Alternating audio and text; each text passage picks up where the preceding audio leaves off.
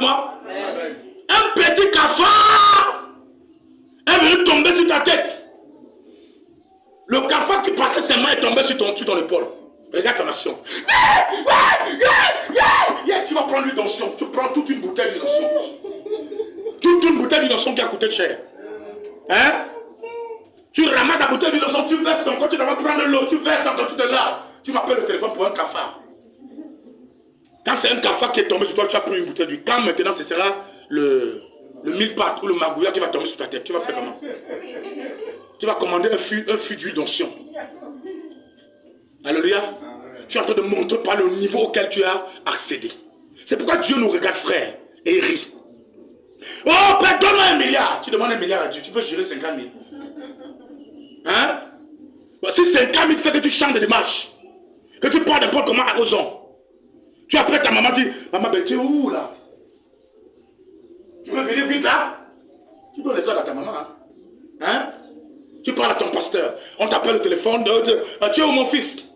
Mon fils, tu peux te voir? Ben écoute, papa, je n'ai pas trop de temps. Et voilà, tu sais que j'ai trop des affaires là, des choses qui sont. Un villageois de Ngomédia qui n'a jamais traversé. Qui n'a jamais traversé Yaoundé. Tu es né en Ngomédia. Tu as grandi en Ngomédia. La plus belle ville que tu as traversée, c'est Yaoundé. Et tu parles maintenant comme un Bengis. À cause de 50 000. Quand on va te donner 5 millions, tu vas faire comment? Tu vas te déshabiller. Tu vas commencer à faire comme un joueur camerounais. Je l'ai vu là, il a commencé à faire les vidéos. Il fait les ponts quoi là. Il se filme dans des escapades avec les filles. Hein? On a connu un joueur camerounais comme ça qui est parti dans un club en Europe et qui a passé son sang dans la galère. Le jour où le gars avait premier salaire, le gars se trouve qu'il avait touché 14 millions. Le gars a commencé à parler à l'entraîneur n'importe comment. L'entraîneur dit que viens, il dit que... Il fait comme ça. Pour 14 millions, le gars a changé de caractère. Parce qu'il n'a jamais touché 14 millions. Dieu est en train de montrer par là, bien-aimé, que nous prions Dieu, mais est-ce que le niveau spirituel auquel tu as accédé permet à ce que Dieu te donne ce que tu demandes? L'une des raisons pour lesquelles Dieu ne donne pas ou ne répond pas, parce que ce que tu demandes à Dieu, c'est que ça te dépasse. Ce n'est pas à ton niveau. On est ensemble là? Ce n'est pas encore à ton niveau. Mais le niveau ne se définit pas par la taille. Le niveau ne se définit pas par l'âge. Le niveau ne se définit pas par le nombre d'années qu'on a passé à l'église. Hein? Il y a des gens qui ont déjà fait même 45 ans à l'église. Je me rappelle à l'époque, une époque là, on est parti, c'est ça, on allait accompagner, on était avec le papa au Baké, on allait accompagner, on était dans une cérémonie du côté de Ngoma Poubi. Le papa au Baké avec une personne, avec deux pasteurs là. Et il y avait une histoire d'un homme, papa qui était là, il avait une femme. Quand le papa là, on disait que ça fait peut-être près de 35 ans ou 40 ans de foi. Si sa femme peut-être a fait quelque chose dans la maison aujourd'hui, quelque chose, il aimait tellement sa femme, le gars vient à l'église, il pleure comme un bébé, je vous dis, il pleurait comme un bébé. Frère, il y a quoi? Il était ancien de l'église. Et ma femme m'a dit qu'elle va encore pas. Il pleure comme ça. 40 ans de foi, tu pleures encore comme un bébé?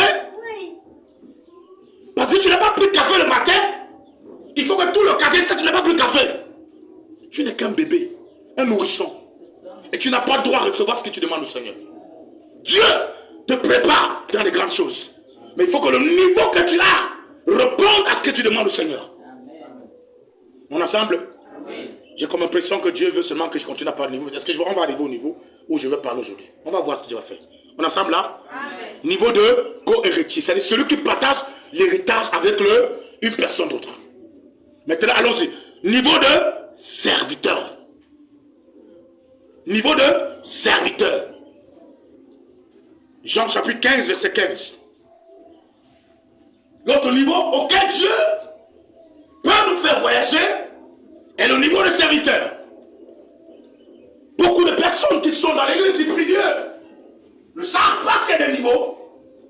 Et Dieu nous traite en fonction du niveau auquel nous sommes. Comment tu demandes à ce qu'un enfant de 2 ans, on lui remet une voiture pour aller conduire? On vous dit que même les adolescents n'ont pas le droit d'aller conduire les voitures. Pour que tu puisses avoir accès aux voitures, il faut que tu atteignes au moins l'âge de 21 ans. C'est quoi quand tu prends, un enfant prend la voiture de son père, de sa mère, il a 16 ans, et il s'en va commettre des gaffes là-bas, c'est grave, on arrête directement son père. Parce que comment est-ce qu'il a fait pour prendre la voiture de son père? C'est son père qui a donné l'autorisation. Oui. Il est immature. Allons-y rapidement. Jean 15, verset 15. Dans Jean 15, le niveau de serviteur, oui. Je ne vous appelle plus serviteur. Je ne vous appelle plus mes serviteurs. Parce que le serviteur ne sait pas ce que fait son maître. Écoutez ce que Dieu dit quand on est serviteur. Hein? Le serviteur ne connaît pas ce que son maître fait. Hein? Continue. Mais je vous ai appelé ami. Ami. Parce que je vous ai fait connaître tout ce que j'ai appris de mon Père. Alléluia. Amen. Amen. Amen. À ce passage, il y a deux dimensions qui se révèlent encore. Dimension numéro 1. La dimension de serviteur. Jésus dit à ses disciples, dans le passé, je vous appelais serviteur. Hein? Vous avez toujours dit, oh serviteur de Dieu. Vous m'avez dit souvent, non? Serviteur de Dieu, serviteur d'éternel. Moi, je ne suis pas serviteur d'éternel. Je ne suis plus au niveau des serviteurs de l'éternel. Amen. Amen. Je ne suis plus au niveau des serviteurs de... Parce que Jésus dit que celui qui est serviteur ne connaît pas les choses que son maître fait. Oui. Il n'a pas l'information. Il n'a pas la révélation. Il est bloqué. Il ne connaît pas ce que Dieu va faire demain. Frère, j'ai franchi le niveau de serviteur. Amen. Donc, m'appelez plus serviteur. Amen. Amen. Jésus dit, je vous appelle plutôt ami de Dieu. Ça, c'est un autre niveau encore. Après le niveau de serviteur, c'est le niveau de ami de Dieu. J'aime le Seigneur. Amen. Et j'aime la Bible. Amen. Parce que la Bible nous a donné tout ce qu'il faut pour que nous puissions comprendre jusqu'à quel niveau nous sommes capables d'aller avec le Seigneur. Amen. Mais l'ignorance a fait que les gens sont restés bloqués dans l'église. Et dans le monde, ils ne comprennent pas comment Dieu fonctionne. Quand Dieu se révèle à Abraham, au début, Dieu appelle Abraham son serviteur. Oui. Hein?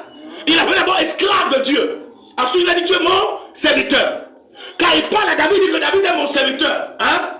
Mais après, il dit que David n'est plus son serviteur. Il est l'ami de Dieu. Frère, quand vous prenez les critères d'un ami, hein? Allons-y d'abord massivement. Quand vous prenez les critères d'un ami ou les critères d'amitié, quels sont les différents critères qui conditionnent l'amitié? Qui peut me donner quelques critères? Les élèves qui sont là, vous me regardez là, allez, vous dormez, allez. Hein? Thérèse, quels sont les critères d'un ami?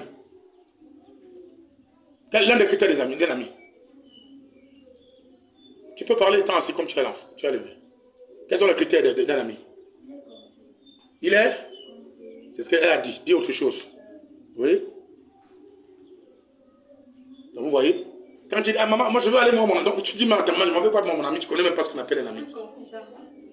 Ouais, pourquoi il y a la confusion? Vous appelez les gens amis, mais vous ne savez même pas que ces gens ne sont pas vos amis. Voilà pourquoi les gens sont dans les pièges. Homme de Dieu. Tu ne peux pas appeler quelqu'un qui est ami et tu ne connais pas quels sont les critères qui déterminent l'amitié. Alors, quelqu'un peut nous aider? Oui, maman. La confidence. La confidence, c'est-à-dire? C'est-à-dire que je lui dis tout ce que je fais. Je lui dis tout ce que je... Il connaît les secrets de mon cœur. Mais vous connaissez les amis qu'on a aujourd'hui? Hein? Les femmes et les gens que vous appelez vos amis là. Tu lui as révélé un petit truc qui s'est passé dans ta maison avant que le soir n'ait arrivé. M6, 42, Equinox, Jouvence TV et tous les autres là sont au courant de ça. Et tu continues de l'appeler ton ami. On te dit que dans la situation qui t'est arrivée, là on a failli t'empoisonner. La personne était impliquée, mais tu continues d'appeler ton ami. Frère, je connais qui sont mes amis. Et je connais qui sont mes ennemis. Je ne traite pas avec des ennemis. Je laisse les ennemis très loin de moi. Parce que Jésus me demande que si c'est mon ennemi a faim, que je lui donne de la nourriture. Pas pour qu'il vive, mais pourquoi? Pour mettre le feu sur sa tête. C'est pas ce que votre Bible dit là. Quand vous prenez la Bible, il faut bien lire la Bible. Il dit, quand tu donnes à un ennemi, qu'est-ce qui se passe-t-il? C'est le feu que tu mets sur sa tête, non? Oui. Il n'a pas dit que c'est le bonheur, hein? Non. Parce que pour Dieu, un ennemi, c'est un ennemi. Le mot là, c'est enemikos. On vous parlera de ça une autre fois. Enemikos, je vous expliquerai ce que ça implique dans la Bible. Il est, ce dimanche, c'est un dimanche décryptage. Tu as trouvé décryptage. C'est pas tous les jours quand vous venez dire reçois, tu dis je reçois, tu reçois même quoi? Et rien ne se passe. Parce qu'il ne comprend rien du tout. Tu reçois quoi? En tant qu'héritier, en tant que fils, en tant qu'adolescent. Mais comme tu es adolescent, c'est pourquoi, dès que le pasteur a dit une petite truc qui ne te t'arrange pas, tu dis, tu t'énerves. Tu ne viens plus à l'église. Hein? Dès qu'on t'a piétiné, même par accident, ton visage change, tu abandonnes l'église. Hein? Tu crois que tu es là pour moi? Tu es là pour défendre ton niveau. Amen.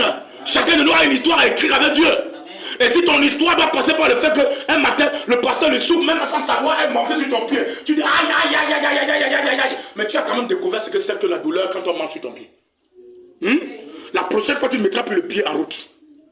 Mais tu vas commencer à dire, mais c'est un homme mauvais. Non, je ne regarde pas qu'il est mauvais, je regarde qu'il m'a aidé à comprendre ce que c'est que ne plus mettre le pied en route. Au final. Comment interprétons